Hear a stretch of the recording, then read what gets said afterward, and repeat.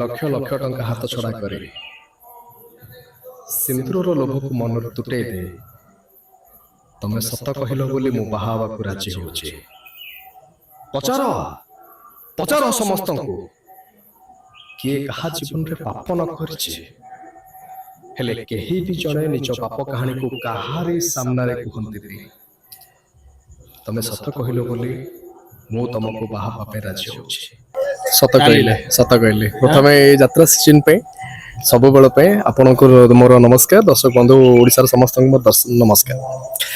ବାକି ପୁରା ନବକଳେବର ଆମ ସବୁ କଳାକାରମାନଙ୍କ ପାଇଁ, ଆଉ ଆମେ ବହୁତ ଖୁସି ଅଛୁ। ପ୍ରାକ୍ଟିକାଲ କଣ ଯୋଉ ଭଳିଆ ପରଫର୍ମାନ୍ସ ଦେଇକି ବିଗତ ଦିନରେ ଆସିଛନ୍ତି ଯୋଉ ଅନୁଷ୍ଠାନରେ ଅପେରା ସୂର୍ଯ୍ୟବଂଶୀ ପାଇଁ କେତେ ପ୍ରିପେୟାର ହେଇକି ଆସିଛନ୍ତି?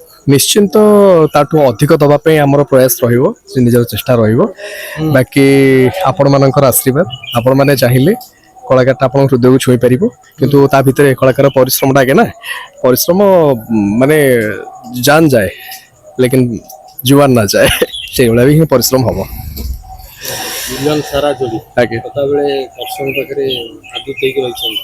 ଆଜ୍ଞା ସେମିତି ସେଇ ମିଲନ ସାରା ଯୋଡ଼ି ଏଇଥିରେ ମଞ୍ଚରେ ସେଇଭଳିଆ ଦମଦାର ପ୍ରଦର୍ଶନ କରିବେ। ସେଇଟା ହେଉଛି ମହାପ୍ରଭୁଙ୍କ ଆଶୀର୍ବାଦ, ଆଉ ଆମେ ତାଙ୍କରି ମାନେ ପାଦରେ ସବୁବେଳେ ତାଙ୍କ ଆମେ ମୁଣ୍ଡିଆ ମାରି ତାଙ୍କର ପୁରା ତାଙ୍କୁ ଆମ ଜୀବନଟାକୁ ମାନେ ସମର୍ପି ଦେଇ ନିଶ୍ଚୟ ଆଗକୁ ବଢ଼ିଛୁ।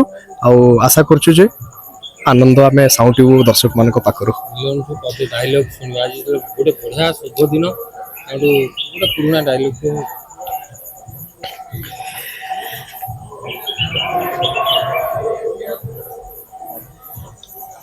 ଲକ୍ଷ ଲକ୍ଷ ଟଙ୍କା ହାତ ଛଡ଼ା କରି